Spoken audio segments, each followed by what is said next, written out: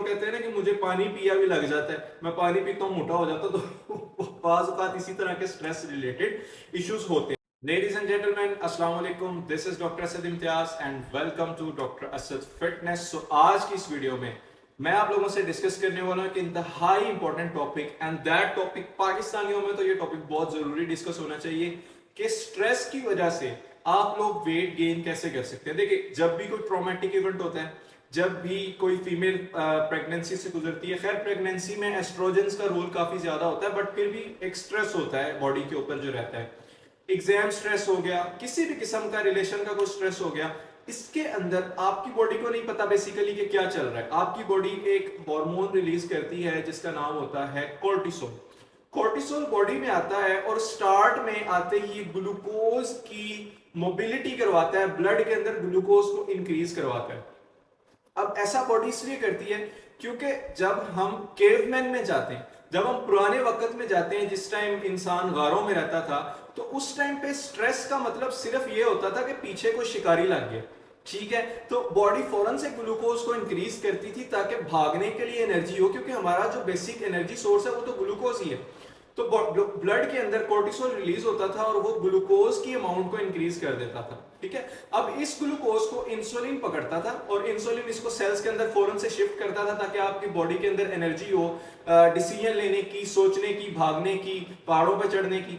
अब आज के दौर में क्या होता है कि आज के दौर में जब हमारे ऊपर स्ट्रेस आता है, और खास तौर पे मेंटल स्ट्रेस बहुत ज्यादा है, दिमाग थकता है, बॉडी से कोई काम नहीं लेते, बैठे होते हैं, काम कर रहे होते हैं और दिमाग के ऊपर बर्डन होता है, और उसी तरह से घर आते हैं, थके हुए होते हैं और सो जाते हैं, तो फिजिकल एक्टिविटी कोई नहीं होती, लेकिन कोर्टिसोल वहां पे अपना काम कर रहा होता है। कोर्टिसोल को फर्क नहीं पड़ता कि आपने आज कोई डील की है, कोई क्लाइंट डील किया है, उसके लिए नॉर्मल चीज है कि अच्छा स्ट्रेस रिस्पॉन्स है तो उसने रिलीज हो जाना है और ग्लूकोज को ब्लड के अंदर इंक्रीज करवा देना है। अब जैसे ही ब्लड के अंदर ग्लूकोज आएगा तो इंसुलिन रिलीज होगी, ठीक है। इंसुलिन का काम क्या है कि ग्लूकोज को पकड़ के उसने लेके जाना है। तो शॉर्ट टर्म जब स्ट्रेस आती है ना, तब तो फायदा होता है कि ग्लूकोज जाता है और लगता है, लेकिन बार बार जब आप स्ट्रेस्ड रहते हैं, छोटी छोटी चीजों पे स्ट्रेस हो जाते हैं, तो आपके अंदर इंसुलिन रेजिस्टिविटी खुद ब खुद डेवलप हो जाती है, क्योंकि आप बार बार खाना खाए बगैर आप ग्लूकोज को रिलीज करवा रहे हैं और इंसुलिन को काम करना पड़ रहा है। और जब बार बार इंसुलिन रिलीज होती है ना, तो इंसुलिन को सेल सेंस करना बंद कर देते हैं और उससे इंसुलिन रेजिस्टिविटी हो जाती है। अब आपका बेशक आप खाने से ग्लूकोज लें या स्ट्रेस से ग्लूकोज आए या किसी भी तरह बॉडी में ग्लूकोज बने, वो सारा का सारा ग्लूकोज एक दफा इंसुलिन रेजिस्टिविटी हो गई तो वो मसल सेल्स वगैरह में कहीं नहीं जाएगा, वो फैट सेल्स के अंदर जाएगा और आप माशाल्लाह से मोटे होते जाएंगे। तो इसलिए जब बैठ के काम करना शुरू करते हैं, स्ट्रेस वाला काम करना शुरू करते हैं, तो वेट बढ़ जाता है। सो यही रीजन है कि जब आपकी लाइफ के अंदर प्रॉब्लम्स आती हैं, रिलेशन इश्यूज आते हैं, स्ट्रेस बढ़ता है, बार बार आप स्ट्रेस्ड रहते हैं, तो आप वेट गेन करना स्टार्ट कर देते हैं। और फिर वो वेट गेन आपसे लूज भी नहीं होता, क्योंकि जाहिर है इंसुलिन रेजिस्टेंस डेवलप हुई होती है और इंसुलिन रेजिस्टेंस को ठीक करने का तरीका बिल्कुल डिफरेंट है। और आप आके कहते हैं मुझे कि जी हम तो खाना ही नहीं खाते हैं लेकिन फिर भी हमारा वेट गेन होता है, मैं तो सारा दिन, मतलब काफी क्लाइंट्स ऐसे भी होते हैं जो आके कहती हैं बेचारी के जी मैं तो सारा दिन कुछ नहीं खाती, मैं रात को एक टाइम खाना खाती हूँ। और फिर उनको हम अपने तरीके से टैकल करते हैं कि अच्छा जी बिल्कुल ठीक बात कर रही हैं आप, लेकिन आप थोड़ा सा जरा सब्र करें, इंशाल्लाह आपका वेट लॉस हो जाएगा, क्योंकि उनके अंदर ऑलरेडी इंसुलिन रेजिस्टिविटी डेवलप हो चुकी होती है। और इंसुलिन रेजिस्टेंस के सिर्फ स्ट्रेस उसका एक रीजन नहीं है, उसके मल्टीपल रीजन है।